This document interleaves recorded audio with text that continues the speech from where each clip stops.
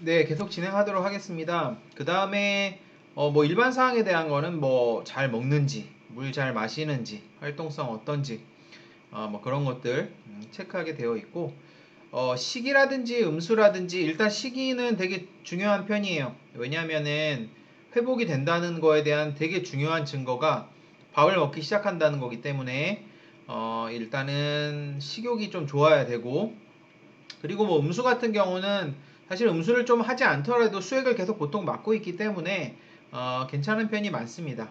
그리고 뭐 활동성이나 기력 여부는 어떤지, 그 다음 이제 배변 배뇨도 되게 중요하죠. 아까 얘기했듯이 수액 문제 때문에 일단 배뇨가 중요하고, 또 수술하고 나서 배변이나 배뇨가 잘 되는지, 정형수술, 뭐 척추수술 이런 것들은 그런 것들을 좀 따져야 돼요.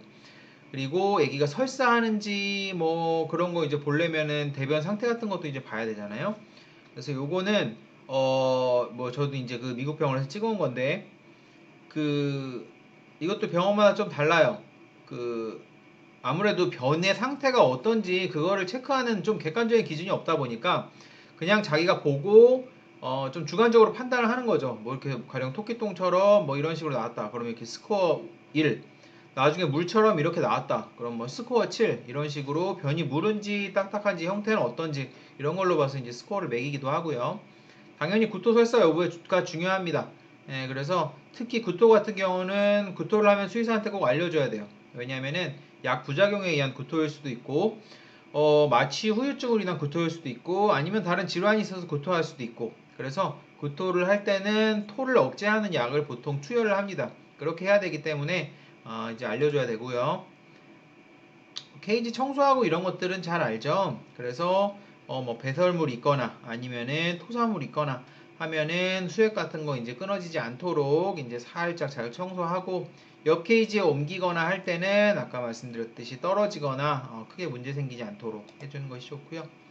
퇴원을 할 때는 아까 말씀드렸듯이 맡겨놓은 물건 있는지 케이지라든지 담요 확인하고, 그 다음에 약이 되게 중요하죠. 그래서 가져갈 거 있는지 약 먹는 방법 같은 거 이제 설명을 해야 되고, 일단은 약 같은 경우는 보통 하루에 이제 2번 먹고, 수술이 끝나고 나서 한 2주 정도까지는 약을 먹습니다. 예, 그렇기 때문에 약 빼먹지 말고 잘 드시라고 말해주고, 중요한 것 중에 하나는 이제 퇴원할 때 혹은 그 그냥 면회 왔을 때 몸에 약간 그 라인을 잡다가 피가 묻어 있는 경우도 있고, 케이지 청소라든지 이런 것들이 잘 안 되거나 아니면 그냥 동물이 그냥 강아지나 개나 그 고양이가 그냥 뭐 배설물을 놓고 어 그냥 이제 묻어 있는 경우가 있죠. 이제 뭐 그런 경우에는 그 뭐 몸에 노랗게 아니면 뭐 갈색으로 그렇게 배설물이 묻어 있으면은 보호자들이 얘가 아픈지 안 아픈지도 중요한데, 그런 게 묻어 있으면 진짜 민감해요. 그래서 그런 거에 대해서 이제 되게 민감하기 때문에 당연히 이제 잘 그런 거 닦아줘야 되고, 어 그리고 뭐 다음에 언제 예약하러 오세요, 검사 언제 하면 좋습니다, 이런 거에 대해 당연히 잘 설명을 드려야 되고, 그 다음 이제 수납이랑 결제해서 집으로 가시면 되는 거죠. 자, 이제 본격적으로 그러면은 우리가 이제 입원 전 환자에 대해서, 그리고 뭐 입원 후도 수술 전 환자에 대해서 수술 후도 말씀을 드렸지만, 이제 본격적으로 이제 수술 준비를 하겠습니다. 첫 번째는 소독과 멸균이에요. 자, 일단은 수술은 되게 중요한 게 소독이랑 멸균이에요. 왜냐하면 수술이 몸을 갈라가지고 보통 안에 들어가서 하는 거기 때문에, 외과 수술 같은 거 하는 거 보면 뭐 잔뜩 입고 뭐 되게 막 손 막 이렇게 하고 이러잖아요. 그게 괜히 이렇게 하는 게 아니고 한 개의 균이라도 들어가면 안 돼요, 원칙적으로. 그렇기 때문에 모든 제품은 전부 소독이랑 멸균을 하게 되어 있고, 특히 그 옷이라든지 수술 기구라든지 이런 모든 것에 균이 좀 접촉할 만한 게 있으면 안 돼요. 그래서 모든 것들은 전부 다 소독하고 멸균을 하게 됩니다. 기본적으로 그 살균이란 말도 들어보셨고 멸균이란 말도 들어보셨죠? 살균 같은 경우는 그냥 말 그대로 이제 세균을 죽이는 게 살균이에요. 멸균도 세균을 죽이는 건데 살균보다 좀 세다고 보시면 돼요. 보통 세균이 이제 있으면은 세균마다 다른데 포자라는 거를 형성하는 세균이 있어요. 그래서 포자를 형성하는 세균은 어, 포자라는 게 세균에서 만들어져서 밖으로 나옵니다. 그럼 그 포자는 웬만해서는 안 죽어요. 그리고 건조한 상태라든지 되게 뜨거운 상태라든지 끓이는 거죠. 아니면은 되게 극한 환경 같은 데서도 살아남습니다. 그러다가 환경이 좋아지면 이 포자가 다시 발화를 해서 다시 세균의 형태가 돼요. 그렇기 때문에 어떤 세균은 그냥 이렇게 끓이기만 하면, 우리가 보통 끓이면은 뭐 걸레 삶듯이 끓이면은 세균이 죽잖아요. 아니면 소독제를 뿌리든지. 어떤 애들은 균은 다 죽지만 포자는 살아 있다가 나중에 환경이 좋아지면 이 포자가 다시 세균이 되어서 그러면은 다시 그 세균이 또 증식하겠죠. 환경이 좋아지면. 그렇기 때문에 세균을 죽이는 것도 일단 중요하고, 그 다음에 완전히 사멸을 시키려면 포자까지 죽여야 돼요. 살균은 기본적으로 세균을 죽이는 과정이라고 보시면 되고, 멸균은 말 그대로 좀 말이 더 세죠. 멸종시키는 거예요. 포자까지. 그렇기 때문에 멸균은 균을 완전히 사멸시키고 포자까지 제거하는 것이라고 보면 됩니다. 그래서 수술 전에는 살균을 해야 될까, 멸균을 해야 될까요? 멸균을 해야 됩니다. 그쵸? 포자라도 있으면 안 되기 때문에 수술 전에는 아래의 물건이, 그러면은 멸균 조건은 조금 더 세요. 가령 살균은 뭐 한 100도씨에서 죽잖아요. 세균이. 멸균은 121도씨 정도에서 한 뭐 15분 정도 요렇게 해야지 멸균이 됩니다. 그러니까 조건이 훨씬 까다롭죠. 수술 전에 아래 물건이 확실하게 멸균이 되어 있어야 한다. 아까 말씀드렸듯이 닿는 모든 것은 다 멸균이 돼 있어야 돼요. 그래서 일단은 사람은 멸균이 안 돼 있잖아요. 그렇기 때문에 수술포든 수술복이든 다 그냥 장비를 이제 카바를 하고 그렇게 하는 거고, 그 다음에 이제 보통 우리가 린넨이라고 불러요. 그래서 그 초록색 천 같은 거 있잖아요. 그 다음 수술복까지 포함해서 이런 게 다 린넨인데, 요거랑 거즈 같은 경우는 이제 피를 닦기 위해서 하는 거니까 당연히 돼야 되고, 수술 트레이나 수술 기구 같은 경우, 수술 기구는 다 어때요? 대부분 스테인리스 스틸이죠. 괜히 녹 쓰는 걸로 하면은 어떻게 되겠어요? 그 녹 안에 세균이 있다가 문제가 생길 수도 있고, 그 녹 때문에 더 오염이 생길 수도 있기 때문에 항상 스테인리스 스틸로 해갖고 트레이라든지 수술기구 같은 거 당연히 멸균돼 있어야 되고, 트레이는 그 수술 도구를 놓는 상자예요. 이따가 보여드릴게요. 병원에서 보통 멸균하는 방법은 세 가지예요. 하나는 오토클레이브라 그래서 이거는 뭐 아별 멸균이라고도 부르고 고압 증기 멸균이라고도 부르고, 중요한 거는 일단은 고압에서 멸균을 하게 됩니다. 그래서 요거는 고온 멸균. 아까 제가 말씀드린 121도씨에서 15분이 오토클레이브 보통 얘기하는 거예요. 병원에서 보통 오토클레이브라 부르고, 저희 실습실에 있습니다. 그래서 그걸 보시면 되고, 그 다음에 이제 플라즈마 멸균이라는 게 있어요. 이거는 이제 화학적 멸균의 방법인데 조금 가격이 좀 있어서 동물병원에서 많이 사용하지는 않을 거예요. 과산화수소를 갖다가 이용하는 저온 멸균법이라고 보면 되고, 그 다음에 이오가스 멸균이라는 게 있어요. 그래서 오토클레이브에서 뭐 좀 안 되는 것 같은 거, 가령 플라스틱 같은 거는 워낙에 고온이고 고압이니까 그냥 녹아버립니다. 그래서 그런 거, 이런 거는 가스를 갖다가 멸균을 시켜요. 그래서 이렇게 뭐 봉지 같은데 해놓고 그 안에 이제 가스를 넣어갖고 그 이제 이오가스라는 가스를 통해서 멸균을 시키는 방법이라고 보시면 됩니다. 이외에 멸균시키는 방법 뭐 방사선으로 할 수도 있고, 뭐 멸균은 아니지만 보통 소독제 쓰면 대부분 살균도 다 되죠. 하지만 병원에서 쓰는 방법은 대부분 이거고, 오토클레이브는 99.9%가 아마 있을 거예요. 병원이 대부분. 그리고 이오가스는 조금 좋은 데는 있고, 플라즈마는 많이 있지는 않을 거예요. 제가 잘 모르겠어요. 이 부분은 많이 있는지는. 일단은 오토클레이브는 아까 말씀드렸듯이 121도 15분에서 고온 고압. 그러면은 지금 온도랑 압력이 높기 때문에 당연히 안전상에 유의를 해야 되죠. 이거는 잘못 다루면 폭발하는 경우가 있습니다. 폭발하는 경우가 있고 화재가 날 우려가 있어서 되게 조심해서 쓰셔야 돼요. 그래서 일단은 이게 원리가 뭐냐면은 여기서 안에 물이 좀 있어요. 물을 엄청나게 높은 온도로 끓입니다. 그럼 여기 수증기가 나오죠. 그거에 있는 그 수증기가 가지고 있는 온도랑 압력을 통해서 멸균을 하고, 수증기는 나중에 슉 하면서 빠져나와요. 그렇기 때문에 물이 없으면 어떻게 돼요? 기계가 타겠죠?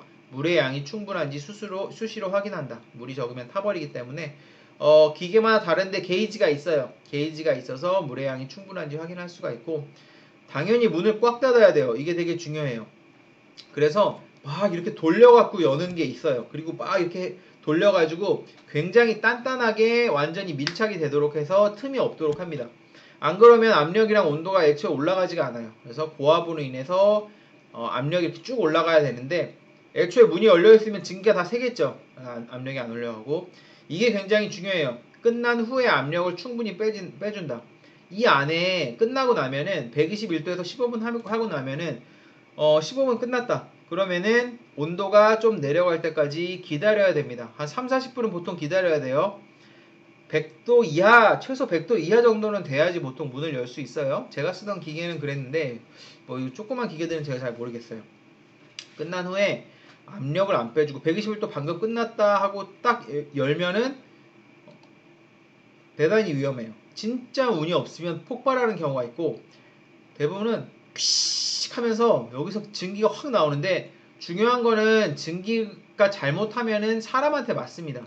그러면 굉장히 뜨거운 증기가 사람한테 직선으로 날아오면 눈이라든지 뭐 연부 조직이라든지 이런 데 닿으면 당연히 상처가 생길 수 있겠죠. 크게 눈 같은 데 생기면 진짜 문제고, 엄청 뜨거워요. 예, 엄청 뜨겁고, 저도 이제 증기 보면 칙 하면서 엄청 뜨거운 증기가 확 올라옵니다. 방 하나가 그냥 증기로 다 가득 찰 정도로 큰 오토클레이브 같은 경우는 압력이 다 빠지고 나서 하는 게 좋습니다. 그래서 요걸 할 때는 조심해서 하는 게 좋고, 이제 뭐 고압증기 멸균기 특장점 제가 방금 설명드린 내용이고, 멸균 시간 15분에서 20분 사이에 하고, 사용하려면 냉각 시간이 1시간 정도 필요하다. 온도를 낮춰야 돼요. 이거는 제가 있던 병원에서 쓰던 오토클레이브인데 121도에서 지금 30분 해놨어요. 아까 문 열 때 되게 단단하게 연다 그랬죠. 그래서 이렇게 돼 있는데, 이게 이렇게 해갖고 딱딱하고 잠기게 돼 있어요. 여기 압력 게이지고, 이 압력 게이지가 확 올라가는데, 아까 온도라든지 압력이 높다 그랬잖아요. 끝나고 나서는 이 압력 게이지가 어느 정도 떨어지고 온도도 어느 정도 떨어지고 문을 열어야 됩니다. 보시면 이게 물이에요. 물이 적으면 안 된다 그랬죠. 그래서 물이 초록색으로는 차 있어야 돼요. 그래서 지금 보면은 뭐 빨간 거 한 칸, 초록색 한 칸, 뭐 이 정도까지도 쓸 수 있지만 가장 좋은 건 꽉 채우는 게 좋고, 빨간색만 있거나 없으면은 이 상태에서 쓰면 오토클레이브가 타버려요. 그럼 화재 위험이 있기 때문에 아주 위험하고요. 그리고 멸균 가능 대상, 열이나 증기, 압력이나 습기에 손상을 받지 않는 의료기구. 제일 대표적인 게 그냥 일반적인 수술기구, 스테인리스 스틸로 만들어진 그 다음에 린넨, 그 수술복 같은 것들, 그런 것들은 좀 뜨겁게, 우리도 뭐 걸레 삶듯이 뜨겁게 열을 가한다고 해서, 수증기를 가한다고 해서 타버리거나 그러지는 않아요. 그리고 할 때는 이 테이프를 붙이죠. 이거 아마 테이프 붙이는 거 보셨을 거예요. 원래는 이렇게 하얀색으로 돼 있는데 오토클레이브가 끝났다. 그러면 까만색으로 바뀌어요. 그러면 얘는 테이프가 까만색으로 변해 있으니까 멸균이 된 거겠죠. 그래서 그 수술 트레이라든지 아니면 수술복이라든지 이런 테이프가 붙어 있으면은 추가적으로 오토클레이브를 할 필요가 없겠죠. 대상 제외 물품, 열과 습기에 약한 물품. 리가슈어는 병원에서 쓰는 지직 하는 그 가위가 있어요. 아마 보셨을 거예요. 수술할 때 이렇게 지직하고 띵동 하면은 이렇게 딱 이렇게 가위를 해가지고 그 보통 그 혈관 같은 거 이제 피 같은 거 나지 않게 하는 그런 거라고 보면 되는 거고, 그게 손잡이가 보통 플라스틱이에요. 아까 플라스틱 녹아버린다 그랬죠? 그 다음 뭐 예리한 수술 도구, 부식되기 쉬운 재질, 스테인리스 스틸만 쓸 수 있어요. 그래서 물기에 닿으면 용해되는 거, 뭐 분말이나 뭐 캡슐 이런 거, 그 다음 수증기가 통과하지 못하는 물품, 바셀린 오일 이런 거 쓰면 안 되고, 네, 뭐 주의사항 한번 읽어보고, 아까 말씀드렸듯이 함부로 열거나 그런 것만 잘 주의하면 되고, 이오가스 멸균은 에틸렌 옥사이드라는 가스를 갖다가 멸균을 하는데, 요 안에 이렇게 포장해갖고 넣으면은, 연결해갖고 넣으면은 안에 가스가 들어가서 멸균시키는 원리라고 보시면 돼요. 가스가 유독해요. 그래서 요거는 좀 몇 시간 정도 오픈을 시켜놓고 그 환기를 좀 시켜야 돼요. 이 안에서 이제 환기가 되는 걸로 알고 있는데, 그리고 전용 팩에 넣고 가스를 넣고 신온해서 이제 방치를 해서 멸균하고, 실온에서 방치한다는 거는 이제 실온에서 된다는 거죠. 아까는 멸균이 고온 고압에서 121도에서 된다는데 이오가스는 그렇지가 않아요. 그렇죠? 물품이 제대로 건조된 상태에서 멸균이 된다. 그래서 안에 습기가 있으면 멸균이 제대로 되지 않기 때문에 물건을 잘 씻고 잘 닦은 후에 멸균을 해야 될 것 같고, 특징은 뭐예요? 이 가스 자체의 독성을 이용하여 미생물을 사멸시키기 때문에 독성은 사람에게도 있죠. 그래서 주의해야 되고, 멸균 시간은 4시간에서 6시간. 그리고 멸균 종료 후에 이제 공기 정화를 하게 되는데 50도에서 한 12시간, 60도에서 8시간 정도 정화를 하게 되고, 아까는 이제 까만색 테이프였죠. 그래서 얘 같은 경우는 노란색에서 이제 빨간색으로, 멸균 전에서 멸균 후로 이렇게 된다고 나와 있고, 이렇게 생겼다고 해요. 저도 이오가스 멸균은 그때 쓰는 것만 보고 사용해 본 적이 거의 없어요. 쓰는 거는 많이 봤는데 보통 그 리가슈어 그 핸드피스 같은 거. 근데 막상 이제 동물병원 가면은 그냥 알코올로만 소독하는 경우도 많아요. 작은 동물병원 같은 경우 사실 그렇게 하면 안 되는데 그냥 알코올로만 조금 하는 경우도 있습니다. 멸균 가능, 근데 좀 제대로 하는 데는 이오가스 멸균을 다 합니다. 멸균 가능 대상, 기구 내관의 크기나 길이에 제한받지 않습니다. 열이나 습기에 민감한 고위험 기구에 적용하고, 오토클레이브가 안 되는 건 여기서 하겠죠. 그리고 물기가 있는 물품, 가죽 물품에는 적용할 수 없다는 단점이 있고, 이런 거 잘 읽어보시고, 아까 말씀드렸듯이 끝나고 나서 공기가 어느 정도 정화가 된 후에 나오게 되고, 플라즈마 멸균기는 보통 그 사람의학 쪽에서 많이 쓰고 동물병원에서는 이게 쓰는 데가 있을 거예요. 쓰는 데가 많은지는 제가 잘 모르겠고, 마찬가지로 이 테이프이 이번에는 이제 빨강에서 노랑으로 바뀌는 식으로, 플라즈마 멸균기는 조그만 거, 큰 거 이런 식으로 생겼고, 요거는 화학적 멸균 방법으로 과산화수소를 진공을 통해 기체화하여 멸균하는 화학적 멸균 방법입니다. 그래서 결국은 과산화수소 자체를 58%면 되게 높죠. 보통 과산화수소 3% 쓰니까 요거를 진공을 통해 기체화해서 멸균하는 방법이라고 하고, 아까 그 오토클레이브는 고온 고압이죠. 이거는 마찬가지로 고온 고압이 아니고 이오가스처럼 그렇게 높지 않은 온도에서 사용을 하게 되고, 별도의 정화 없이 이제 즉시 사용을 하니까, 이오가스 같은 경우는 시간이 좀 걸린다고 말씀드렸죠. 정화하는 시간이. 요거는 이제 그거를 줄일 수 있으니까 경제적이라고 보시면 되고, 환경에도 위해가 없고 설치도 간편하고, 멸균 시간은 최대한 30분 이내로 끝나고, 그리고 이거는 천류의 그거는 안 돼요. 그러니까 린넨 같은 경우는 플라즈마 멸균기로 안 됩니다. 그래서 천이라든지 스펀지 이런 건 이제 안 된다 그러고, 이런 거는 대부분 오토클레이브를 해요. 그 아변 멸균을 하고, 플라스틱이나 리가슈어는 이오가스 멸균을 하고, 천을 제외하고 이제 보통 오토클레이브가 안 되는 열에 약한 기구나 이런 거 같은 경우는 이제 플라즈마 멸균기로 한다고 보시면 됩니다. 그래서 온도는 되게 높죠. 여기는 최대한 60도도 안 될 정도로 높진 않은 편이고, 오토클레이브는 열이랑 압력을 사용하기 때문에 물리적인 거고, 이거는 이제 가스라든지 아니면은 과산화수소를 사용하니까 화학적 멸균이라고 보시면 되고, 요거는 시간은 아까 15분 멸균이지만 보통 15분 멸균이지만 최대는 60분이에요. 그거는 왜 그러냐면 온도가 121도까지 올라가는데 우리도 물 끓이는데 시간이 걸리잖아요. 100도까지 만들려면 70, 80, 90 이렇게 올라가야 되듯이 올라가는 시간이 있어서 그런 거고, 끝나고 나서 아까 말씀드렸듯이 절대 함부로 열면 안 되고 1시간 정도는 온도 압력이 떨어질 때까지 기다려야 하고, 요거는 시간은 2시간이면 끝나는데 정화 시간이 오래 걸리고, 플라즈마 같은 경우는 그런 거 없이 금방 쓸 수 있고, 멸균제 장점은 아까 천이 얘는 되는 거죠. 그리고 큰 오토클레이브 쓰면 이제 대용량이 되고, 얘는 저온에서도 쓸 수 있기 때문에 플라스틱 재질 같은 것도 쓸 수 있고, 얘는 천은 안 되는 단점은 있지만 금방금방 회전율도 빠르고 그런 부분이 있죠. 오토클레이브는 고온이기 때문에 의료기구 손상될 수 있고, 얘는 독성가스 사용하는 거, 그 다음에 이제 정화 시간이 8시간씩 걸리면은 하루에 2번밖에 못 하겠죠. 그러면은 가령 우리가 이제 수술 같은 거 해야 된다.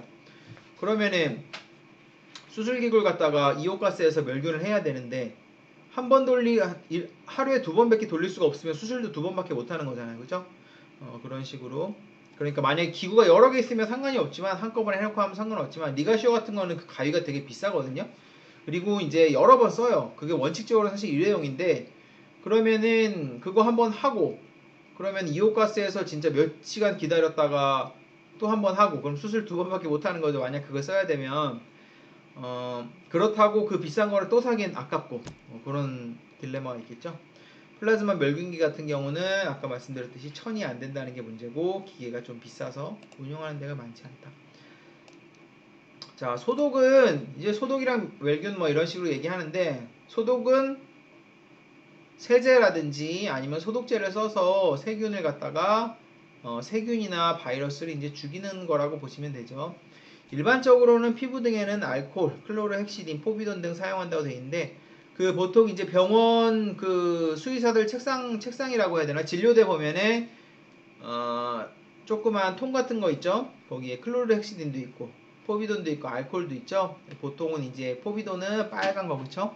알코올은 하얀 거. 클로로헥시딘은 분홍색도 있고 하늘색도 있고 그렇게 쓰고 상처가 난 부위에는 포비돈을 보통 사용을 하게 되고 이거는 근데 좀 달라요. 꼭 포비돈을 쓸 필요는 없고 대신에 알코올 같은 건 조금 자극적이니까 알코올이나 클로로헥시딘 같은 경우보다는 보통 포비돈을 쓰는 경우가 있고 빨간 약 바르잖아요. 상처에 전염성 바이러스가 있는 경우에는 이거는 아마 뭐 교육을 받으실 수도 있는데 이 파보, 디스템퍼 이런 애들은 막 알코올 이런 거에 웬만하면 잘 안 죽어요. 그래서 락스 계열을 씁니다. 락스 계열은 독하죠. 냄새부터가 유한락스 이런 거. 그래서 뭐 차염소산 나트륨 같은 거 그런 거 해갖고 되게 좀 센 거를 쓰는 편이에요. 그래서 수의 임상에서 널리 사용하는 소독제 종류 보시면은 이렇게 되네. 보시면은 알코올 당연히 많이 쓰죠. 이거는 뭐 세정하거나 주사할 때 알코올 소금 바르고 그리고 뭐 진료 끝나고 나면 항상 알코올 치치 뿌리고 닦고 하죠. 소독 효과 좋고 방부 효과 당연히 좋죠. 방부 효과 좋다는 거는 애초에 이게 균을 죽이는 거기 때문에 균을 죽이는 그런 솜이라든지 이런 알코올 액 속에 균이 살 수 있겠어요? 이 자체가 방부제 효과가 있는 거죠. 작용 기전은 뭐 이렇게 되고 좀 부식이 있을 수 있어요. 부식이 있을 수 있고 뭐 그런 부분. 예. 그래도 스테인리스를 부식시키긴 하는데 락스는 진짜 부식을 잘 시키는데 알코올은 사실 보통 알코올로 이거 많이 닦잖아요. 가위 같은 거 잘 부식 안 돼요. 예. 그렇게 된다고 보시면 되고 차염수한 나트륨 아까 말씀드린 락스계는 마루나 계산대 청소할 때는 근데 보통 알코올 쓰죠. 냄새 너무 나니까 이거는 소독 효과 진짜 좋죠. 방부 효과 좋고 염소와 산소 방출하는 원리고 유기물 존재 시 불활화됨. 그래서 뭐 똥이 묻어 있다거나 이럴 때는 조금 효과가 많이 떨어지는 편이고 마찬가지로 이거는 진짜 금속을 부식시켜요. 예, 이거는 그래서 가위 같은 거 그냥 파보 왔다 갔네 하고 이걸로 닦아 놓으면 가위가 나중에 까매져서 갈가져 있어요. 누가 갉아먹은 것처럼 실제로 금속 부식이 잘 됩니다. 유의해서 써야 되고 뭐 요오드 화합물 같은 거 기본적으로는 이제 뭐 색깔이 있으니까 어두운 색의 마루나 계산대 청소 그쵸? 이거는 뭐 잘못 쓰면 착색될 수 있고 글루타르 알데하이드는 그렇게 많이 쓰는 것 같진 않은데 렌즈나 기기 소독 멸균이 되고 뭐 단백질이나 헬스아나이키라 냄새가 좀 나죠. 글루타르 알데하이드가 아마 크레졸일 텐데 클로렉시딘 이제 아까 말씀드렸듯이 파란색 이런 색이 있고 빨간색인데 미국에 있을 때는 다 파란색이었는데 저는 그래서 클로렉시딘이 원래 파란색인 줄 알았는데 또 빨간색이 있더라고요. 한국에서는 이 분홍색을 많이 쓰는 것 같아요. 분홍색 있고 이게 포비돈이죠. 이제 빨간 약 상처가 나면 이제 많이 바르는 편이고 클로렉시딘은 상처에 좀 자극적이에요. 그래서 보통은 이제 포비돈 바르는 편이고 소독약 사용 시 주의점 아까 말씀드렸듯이 뭐 특별히 오염되지 않더라도 24시간마다 교환한다. 락스는 보통 희석해 놓고 나중에 교환해서 써야 되죠. 금속 부식시키고 염산, 알킬, 디아미노 에틸글리산. 요거 같은 경우는 뭐 별로 이렇게 써본 적은 없는 것 같은데, 차광에 보존해야 된다 그러고, 유기물에 이제 불활화된다 그러고, 바이러스엔 효과가 없고, 염화 벤잘코늄도 이제 많이 쓰는 편이죠. 염화 벤잘코늄에. 그래서 비누와 달리 세정작용이 없고, 다른 비누와 3%와 혼합하면 불활화되고, 희석액은 장기적으로 보존할 수가 없고, 글루콘산 클로로헥시딘, 포비돈 유오드 쭉 보시면 됩니다. 이거는 그냥 베타딘에 히비텐 이렇게는 보통 안 부르는 것 같고, 대신에 락스는 실제로 차염수산 나트륨이라 안 부르고 보통 락스라고 부르죠. 뭐 거의 비슷비슷한 얘기인데 한번 쭉 읽어보시면 될 것 같아요. 농도 같은 경우는 병원마다 쓰는 농도가 조금씩 달라요. 보시면 가령 클로렉시딘 같은 거 뭐 0.1부터 뭐 0.5처럼 이렇게 돼 있잖아요. 그리고 얘를 갖다가 그 피부에서 쓰냐 아니면 이빨에서 쓰냐 이거에 따라서 농도가 조금씩 다릅니다. 그래서 이거는 이제 거기 병원에서 쓰는 농도에 맞게 쓰면 되고, 주요 병원체와 소독약 보시면은 웬만한 거는 이제 알코올로 많이 죽는 편이에요. 그런데 이런 바이러스 중에서 뭐 파보라든지 그쵸? 그 다음에 디스템퍼도 사실 이거보다는 락스 계열이 좀 잘 먹어요. 그렇게 되고, 특히 이제 병원에서 전염성, 그 다음 제일 무서워하는 게 뭐죠? 파보예요, 파보. 파보인데, 파보가 알코올이 안 듣고, 파보 바이러스는 원래 저항성이 엄청 강해요. 그래서 차염수산 나트륨을 씁니다. 락스 계열을 써요.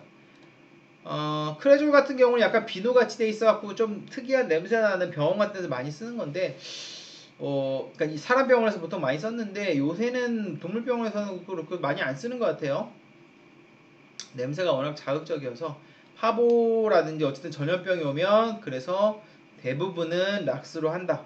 그걸 꼭 알아두시고, 그래서 파보 다녀갔다 그러면은 그 진료실이나 거기는 폐쇄를 하든지 당분간 문을 닫고 락스로 테크니션 선생님들이 쭉 청소를 합니다.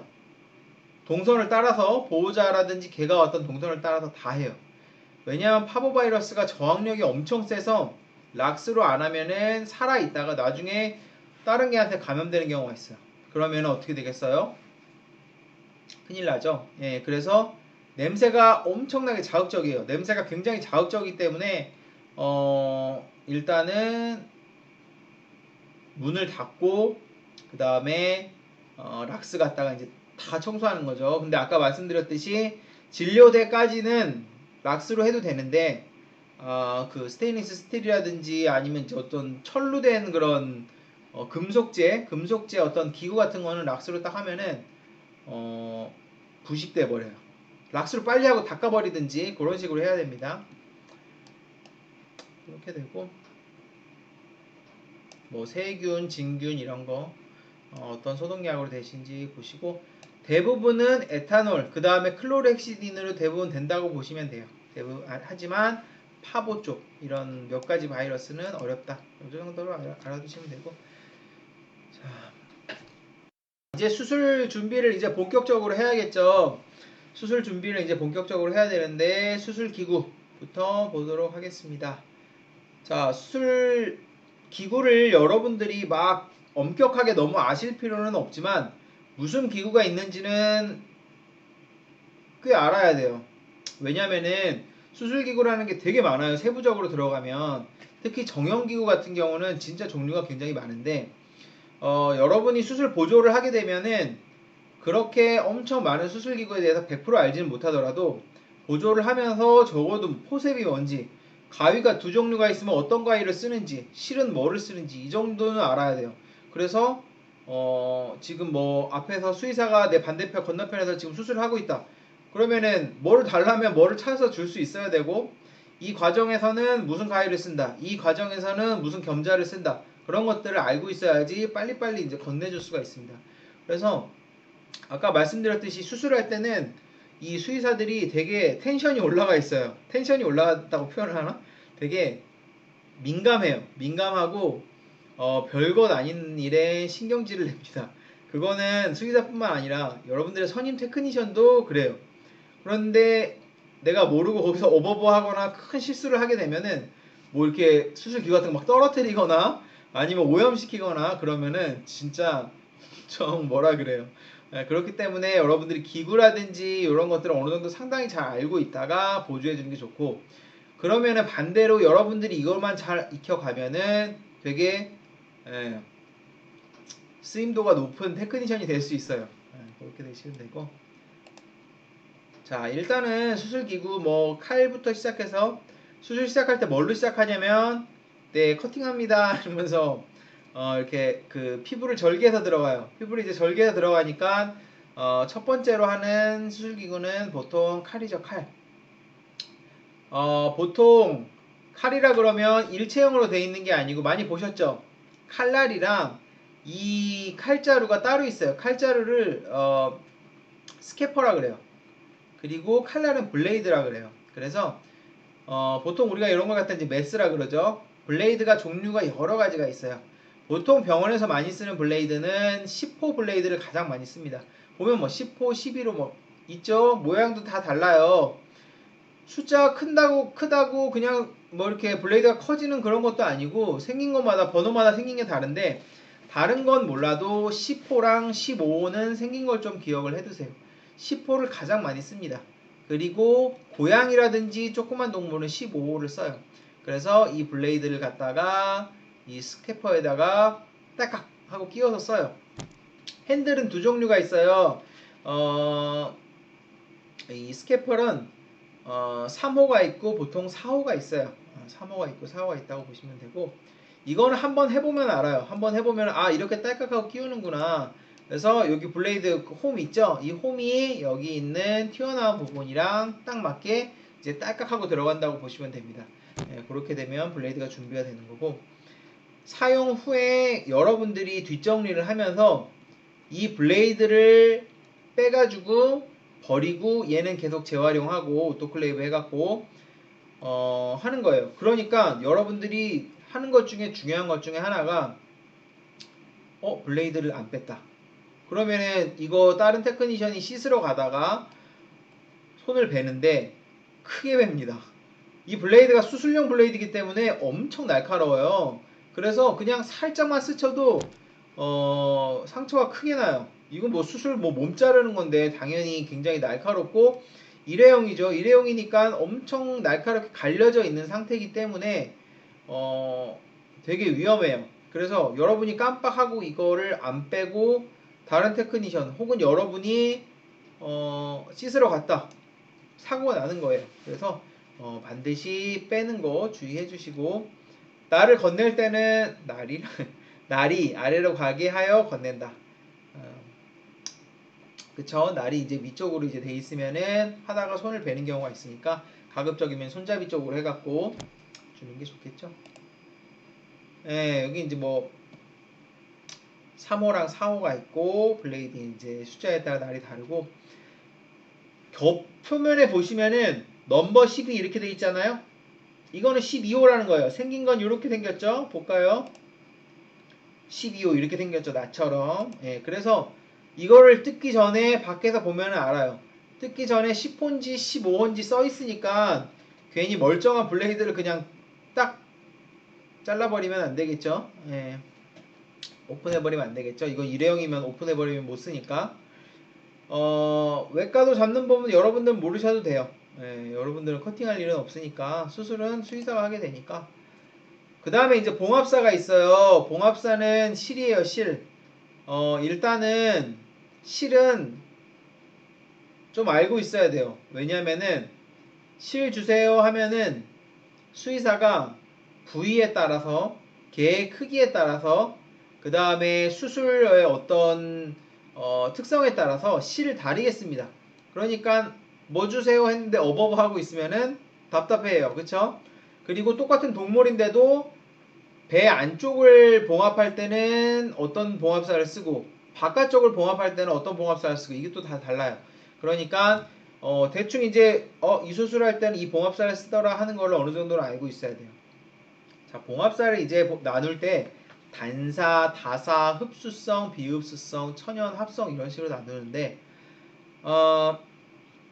기본적으로는 대부분은 요새는 합성이라고 보시면 돼요. 천연은 많이 안 쓰고 쓰는 거는 이제 거의 못 본 것 같고. 그리고 중요한 거는 뭐 단사 다사라는 거는 실이 몇 가닥이냐 이런 건데 크게 이제 중요하지는 않아요. 여러분들이 이것까지 뭐 크게 따질 필요는 없는데 흡수성, 비흡수성은 엄청나게 중요합니다. 흡수성인지 비흡수성인지 제대로 알고 있어야 돼요. 그게 뭐냐면은 흡수성이라는 거는 여러분들이 어디든 이제 수술을 했어요. 그러면은 실을 뽑아야겠죠. 비흡수성은 몸에서 안 녹기 때문에 봉합을 해주고 나서 나중에 발사라 그러죠. 실을 빼는 과정을 갖다가 거칩니다. 흡수성은 몸 안에서 그대로 흡수가 돼버려요.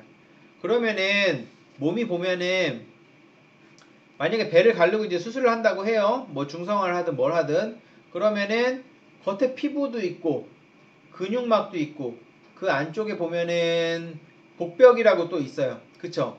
그러면은 보통 이제 피부, 그 다음 피부 밑을 이제 피하라 그래요. 피하, 그 다음에 복벽까지 해서 3단계를 찍고 들어가는데 복벽 같은 경우 봉합하고 피하를 봉합하고 피부를 봉합하고 봉합도 그럼 3단계로 합니다. 그러면은 봉합을 할 때 안쪽은 어떻게 해요? 녹는 실을 써야겠죠. 왜냐면은 3단계로 봉합했으니까 맨 겉에 있는 거는 실을 뺄 수 있지만 맨 안쪽에 있는 거는 실을 뺄 수가 없어요 나중에. 그러니까 복벽을 봉합한다거나 하면은 흡수성을 쓰게 됩니다. 맨 겉에 부분 피부를 봉합할 때는 비흡수성을 쓰게 됩니다. 그러면은 흡수성을 쓰면은 되게 편하겠죠. 피부든 어디든 다 흡수돼 버리니까. 근데 왜 겉에는 비흡수성을 쓰느냐? 일단은 단가가 높아요.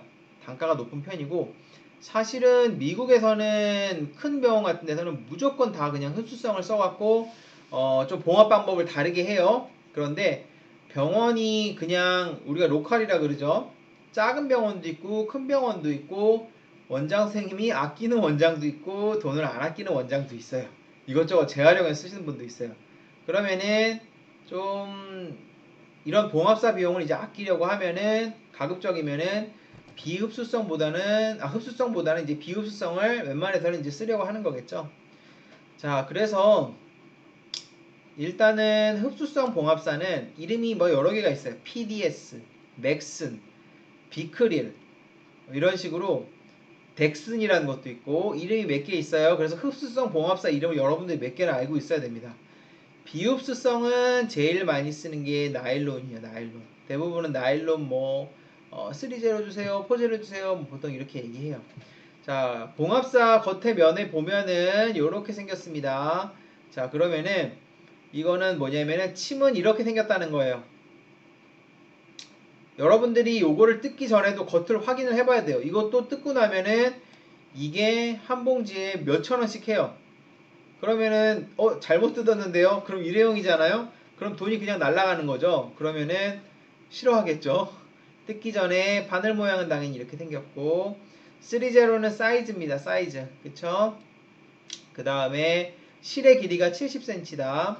이 실의 이름은 이건 에치콘이라는 회사에서 나왔고 비크릴이에요. 비크릴. 비크릴 있다 그랬죠? 비크릴은 흡수성.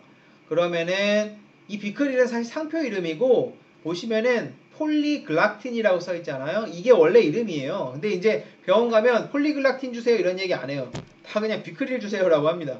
그러면은 원장이 비크릴 3제로 주세요. 그러면 비크릴 3제로 확인해서 주는 겁니다. 그쵸? 얘는 흡수성 봉합사니까 배 안쪽에서 하겠죠. 침은 대부분은 이렇게 뭐 사이즈가 조금씩 다르고 이게 왜 동그랗게 생긴 게 여기 왜 나왔냐면 길쭉한 것도 있어요. 대부분은 침은 요런 모양의 형태를 씁니다. 이거는 지금 침을 앞에서 본 거예요. 침이 있고 앞에 뾰족한 부분이 있겠죠. 요것도 그런데 보면은 어떻게 생겼어요? 희한하게 생긴 애들이 많죠. 세모침도 있고 요렇게 생긴 침도 있고 요렇게 생긴 침도 있고 앞에서 봤을 때 뭐 다양하게 있다 보니까 요런 표시 같은 것도 이제 하게 되는 거겠죠. 네, 잠깐 쉬었다 하도록 하겠습니다.